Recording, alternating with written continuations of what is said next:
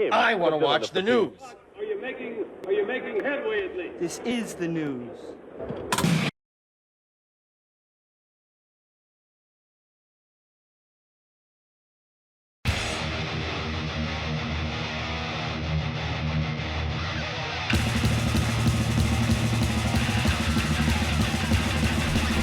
Hey, Schmack-a-Magob, it's time for the only news that matters. Alright, here's what Nikki Sixx has to say in response to the criticism of Motley Crue's latest song, Dogs of War, which came out in late April. People are still bitching about how horrible that song is. The track is the first that Crue have released since their split with Mick Mars, and thus features John 5 on guitar. It's one of a handful of songs that we've been working on since early 2023. They actually worked on that song? Seriously? And as usual, there was a mixed bag of reactions from fans online. Sixx was featured on the Swedish radio station Rock Klassiker back in June, and during that appearance, he was able to talk about the reaction to the song and the build-up leading to it.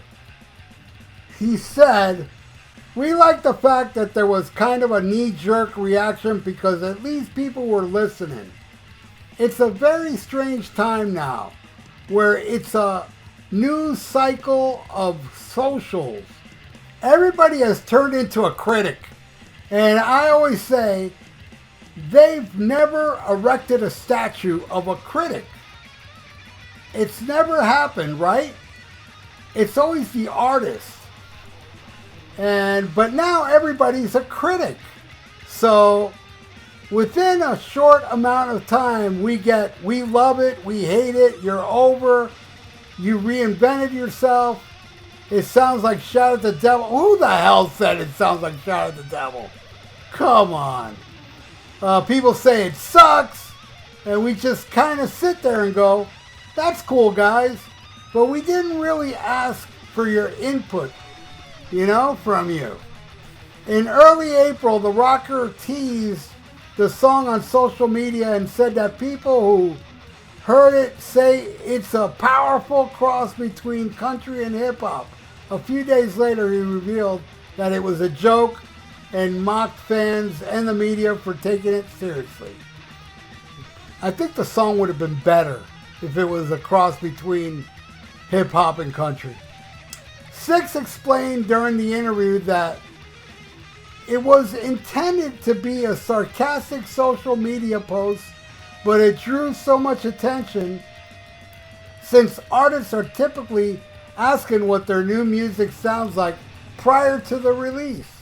I was like, God, that's really kind of fucked up of where we're at today. The irony is, isn't this how people get press now? People just love negativity, and I find it interesting. I don't want to play into it, to be honest with you, but that was fun, for me. All right. Okay, this freaking hypocrite. Everybody's a critic now? I'm sorry, Nikki Sixx. Everybody's always been a critic. It's just now you see everybody online criticizing everything. And you know who's also a critic? Nikki Sixx. Nikki Sixx, at one time, when Poison was new, he had no problem with Poison. He even took pictures with Bret Michaels, trying to sell motorcycles and stuff. But then, when Poison became a punching bag, and yes, I'm guilty of it, he distanced himself from Poison, and he bashed Poison in interviews. And then there was some tour happening that Poison was going to be on, and he said, no, he's not doing the tour. Poison's on the tour, he's not doing it. Then years later, yeah, he did do a Poison tour because they needed the money. And then the stadium tour where Poison actually kicked their ass. Poison was better live than Motley Crue. You know how sad that is? And you know, yeah, a lot of critics were at that show saying, you know how many people I've seen online? I'm talking about a lot of people online saying, after I saw Motley Crue at that stadium show, I will never ever pay to see that band again. They were fucking terrible. You know? And the song is terrible. Look, I'm sure there's people out there that like it. I mean, there's people that like Brandon from Motley Crue. There's people that like 1979 Smashing Pumpkins. You know, there's people that like everything. I don't care how bad the song is. Nothing is universally hated. You will find some people that like it. But when it comes to this God of Bore song, come on, man. The majority of it, and I'm talking about a lot of people are like, man, I'm a Motley Crue fan. And that was terrible. Because it is terrible. I mean, in my opinion. Some of you like it, that's fine. I'm with the majority on this one. That song fucking sucks. Now, I didn't go to the stadium show. I did see some horrific footage and them getting caught lip syncing and Nikki's not playing his bass and so on. And even Tommy got busted, you know, with the drums starting off where he's nowhere near the drums. And Vince is the most shocking one. I mean, that guy was caught lip syncing. I was like, couldn't they find a better tape for Vince to sing? Because that was terrible, the tape they were using, you know? But I didn't see the tour. I saw clips of it, but I did see the farewell show. The bullshit, the end. The contract bullshit. That was horrible. The stage show was amazing. I thought that stage show was better than every time I've seen Kiss. With the fire and stuff. It was insane how good the stage show was. But musically, it was fucking terrible. Alice Cooper owned their ass that night. I mean, badly. Alice Cooper went out there and completely kicked their ass. You know? Nikki Sixx, everybody's a critic. Hey, how about when Eddie Vedder went out there and said, man, I hated Motley Crue. You became a critic there talking about how much you didn't like Pearl Jam. Guy is such a hypocrite, such a liar, such a piece of crap. And honestly, the rate things are going now with Motley Crue, I don't know how long they're going to last. I mean, they've gone from the stadium show really because of Def Leppard. Def Leppard and Poison really helped that be very successful. And ever since that tour, they've been playing country fairs and some casinos here and there. They're not playing stadiums anymore. You know why? Because the people that went to those stadium shows were like, fuck that. I'm not seeing this band anymore.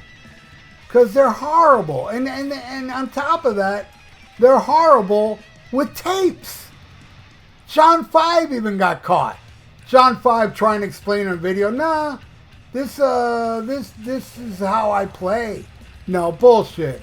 That wild side footage of him playing, you can clearly see he didn't hit that one chord. You can clearly see that. And what did he do on the video? He showed like Too Fast for Love, and then the wild side thing, he kind of breezed by it because, man, he's playing to a freaking tape. And they're playing the tapes and it still sounds like shit. What the hell, man? But whatever, man. People will, and then there's the people out there that they don't care. I don't care if they play tapes. I don't care if they sound like shit. I want to go see Motley Crue. I want to see these guys that, you know, really wore out their welcome. I mean, by the time grunge came in, they were a joke, and Nikki Sixx couldn't handle the fact that they were called a hair band. Where, listen to Dr. Feelgood. I mean, that's a hair band album. Seriously. She goes down, same old situation. That's Poison stuff. You know, and he bashes Poison while playing songs like Poison. It's amazing to me. It just shocks me how Nikki Sixx, what is up with everybody that interviews everybody? Like Sammy Belcher, Nikki Sixx, Paul Stanley, all these people that interview these people, never, ever, ever call them out for their bullshit. Never has there been a case when any of these people get interviewed and get called out. I mean, what the hell, man? Is everybody so afraid of these pampered rock stars? Get me to interview them, man. I'll become famous. I will, man. I'll also have, Motley Crue tards get mad at me because, nothing makes Motley Crue tards more mad than the truth. But anyway, there you go, man. What do you all think? Leave it in the comments below. How everybody's a critic now? Everybody's always been a critic, you dope, including you. And thank you for watching The Only News That Matters. Please subscribe to my channel if you haven't and ring that little notification bell. I really would appreciate that. Oh, and like the video. It's good for the YouTube algorithms. So stay frosty. Listen to Black Sabbath and smack 'em a gob. Farewell and adieu to you fair Spanish ladies. Farewell and adieu, you ladies of Spain. For we've received orders for to sail back to Boston. And so never more shall we see you again.